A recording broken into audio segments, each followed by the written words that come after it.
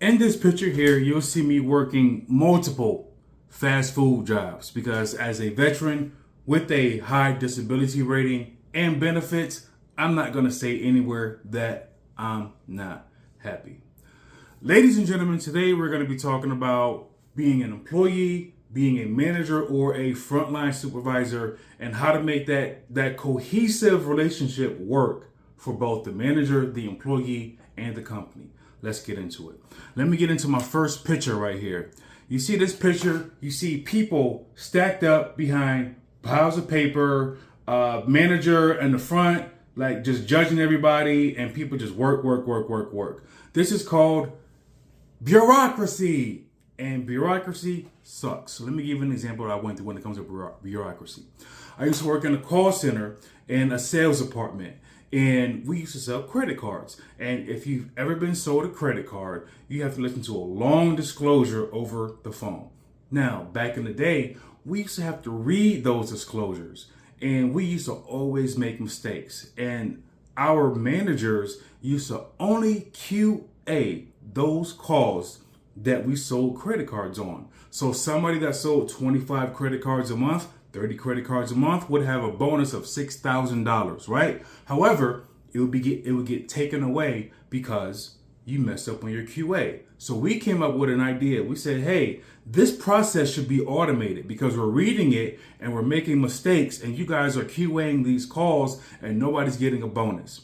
We weren't listened to, and what happened? The company lost employees, that department lost employees, and eventually closed.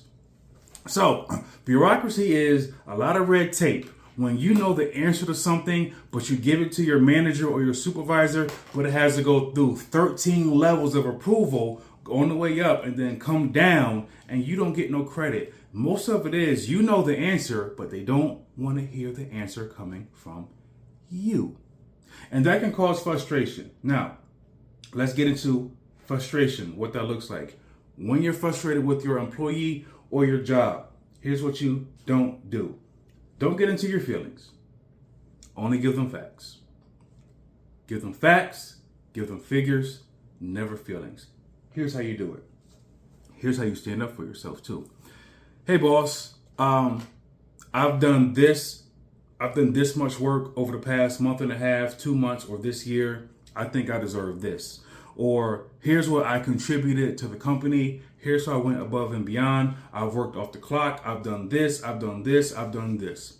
It can be scary, because I've been there. But you know what's not scary is the facts and the figures that you bring to the company that helps bring revenue to the company. So never be afraid to advocate for yourself. As an employee, don't do it with an attitude. You just give them the facts. Never your feelings. Never your feelings, all right? Then when you do that, you have an option. After you felt like you've defended yourself, you stood up for yourself with your facts and your figures, you have an option to write a letter of resignation after you feel like you've reached your wit's end and you just not being listened to. When you do that, because I've done it, you take 3 days. 1 day to write that letter of resignation. You're probably going to write what you really feel that first day.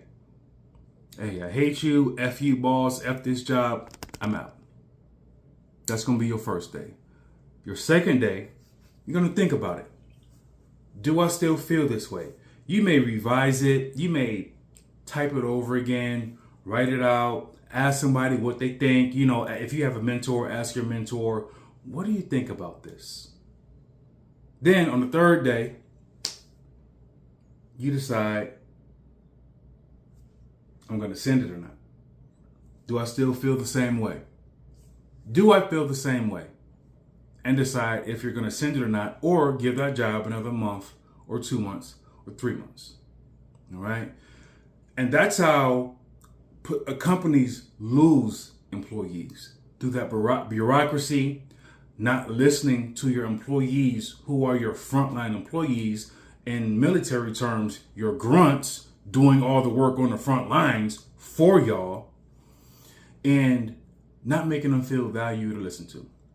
Now, because I've shared before, I used to work for AT&T as a call center supervisor. My first corporate position, I was learning how to be a leader, even though I was an E5, a sergeant in the military. Now, on the other side of things, when it comes to the company, here's how you make your employees feel valued. You have meaningful conversations with your employees, okay? Most of the time, if you're a supervisor or a manager, you've been in the position of your employees and you know the gripes and the complaints that you had in that position. So you know what they're going to come to you with. You have a pen and paper ready, a pad, or your computer ready. And then when that employee gets to your office, you say, hey, David, Jamal, Kathy, Kelly, Emily, Rashad, Brian, Mitchell, whatever. I know you have concerns. I'm here to write them down and listen to you. And at the end of our meeting, I'm going to make sure that I'm not misrepresenting what you said to me today. I'm going to make sure we are on the same page before you leave. Diffuse the bomb before it explodes. Diffuse the bomb before it explodes. And what that's going to do as an employee, because I've been on both sides, it's going to make me go, okay, good. They are listening. They are willing to listen to what I have to say. And then when I leave, I'm going to walk out of the office and go like, you know what, man, David was listening. He was listening. He's on my side. Even though as a manager or supervisor, you don't take sides, that employee is going to say, you know what, man, he is on my side. He is listening. Or at least it's just going to feel like, at least I was heard. At least I was heard. Now, here's what you do next as that manager or employee or that supervisor. You go to that meeting and then you advocate for your employee or your employees. I used to work in call centers. I've worked in teams. I've had teams of 10 employees in America, 19 employees in the Philippines where English wasn't even their first language. Corporate employees, I've been thrown to the fire. I've led soldiers in the military, everything. Advocate and say, hey, 7 of my employees have noticed this pattern. And then you use your brain. I think this is how we can improve operations in our department. And then you as a frontline employee, because you want to get promoted to director or executive, CEO, whatever. Hey, I've noticed that, yeah, they are right. And this process can reduce our call handle time by this much, or it can reduce our employee wait time by this much. Or if we change this process, or if we tweak this, here's how operations within our department will improve. And then what you do, you go back to that employee in your next meeting.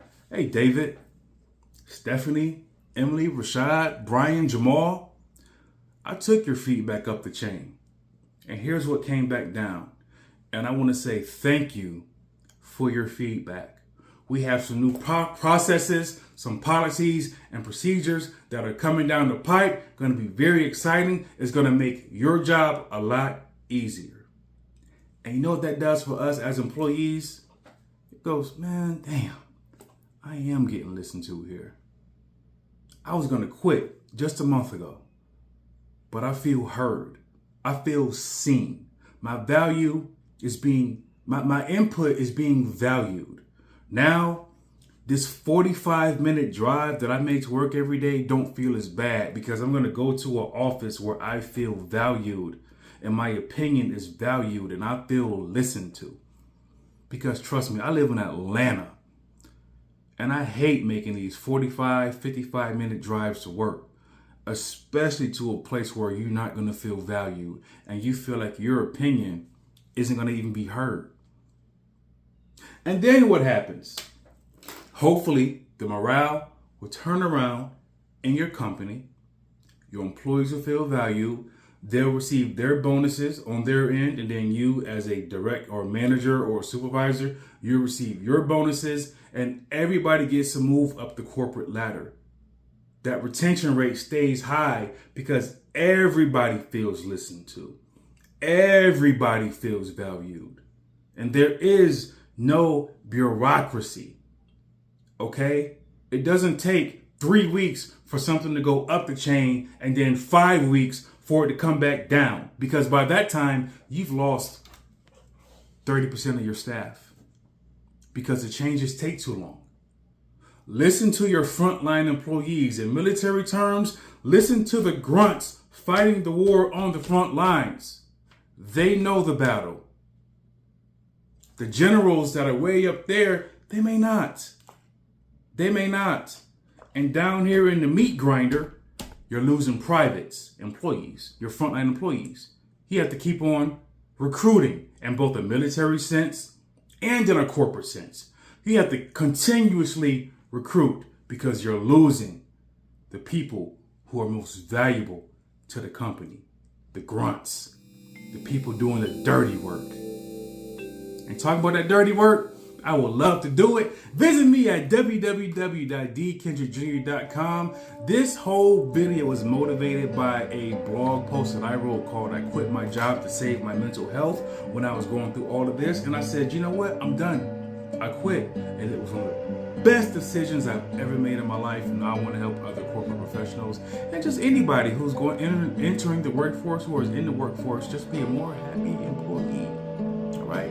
www.dkendrickjr.com. Visit me, bring me in, let me help your frontline employees or your new managers or supervisors. Visit me. Let's talk about me.